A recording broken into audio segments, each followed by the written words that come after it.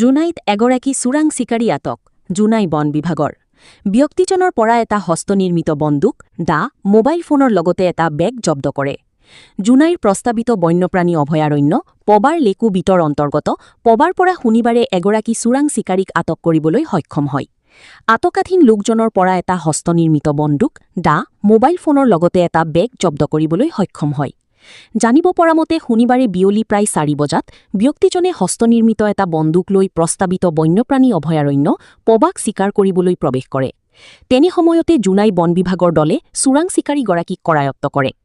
আটকাধীন ব্যক্তিজন জোনাইৰ উজনি চিৰুং গাঁৱৰ নৰেন পেগু বুলি জানিব পৰা গৈছে। চোৰাং চিকাৰীগৰাকীক নিশা জোনাই আৰক্ষী থানাৰ জিম্মাত ৰাখি বন আইনৰ অধীনত আজি ন্যায়িক দণ্ডাধীশৰ আদালতত প্ৰেৰণ কৰা হ'ব বুলি বন বিভাগে জানিবলৈ দিছে। আমাৰ 2 তাৰিখে এই পবা সংৰক্ষিত বনাঞ্চলৰ ভিতৰত পবামুখ অঞ্চলত আমাৰ তহলদাৰী আমাৰ দেৱজিৎ শইকীয়া বন খণ্ড বিষয়া আৰু তেখেতৰ লগত বেটেলিয়নৰ সমূহ পাৰ্টীয়ে গৈ তহলদাৰী কৰি থকা অৱস্থাত এজন অচিনাক্ত ব্যক্তিক একনলীয়া বনুকৰ সমন্বিতে কৰায়ত্ব কৰিলে আৰু তেওঁক সোধপোছ কৰোঁতে তেখেতে কৈছে যে মই ইয়াত কিবা এটা চিকাৰ কৰিবলৈ আহিছিলোঁ আৰু লগে লগে তেওঁলোকে ঠিক পিছবেলা সময় 4:30-5টাৰ ভিতৰত তেখেতসকলে আমাৰ এই বন সংৰক্ষিত বনাঞ্চলৰ ভিতৰত তেখেতক কৰায়ত্ব কৰিলে। কৰি পেলাই মোক খবৰ দিলে আৰু লগে লগে আমাৰ যিখিনি আমাৰ বন বিভাগৰ যিখিনি বনৰক্ষী আৰু এটা দল গৈ পেলাই তেওঁলোকক সহযোগ কৰিলে।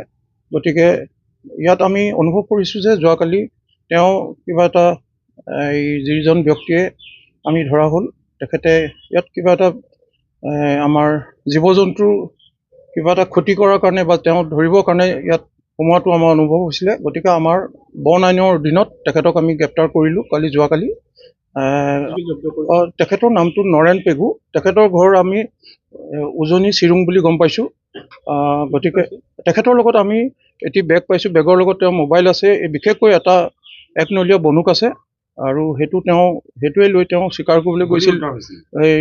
তেওঁ তাত গুলি নাই পোৱা আমি, কিন্তু তেওঁ গুলিটো ভিতৰত ৰাখিছে বুলি তেওঁ হয়তো পেলাই দিলে বা নাই, বৰ্তমান পোৱা নাই আমি।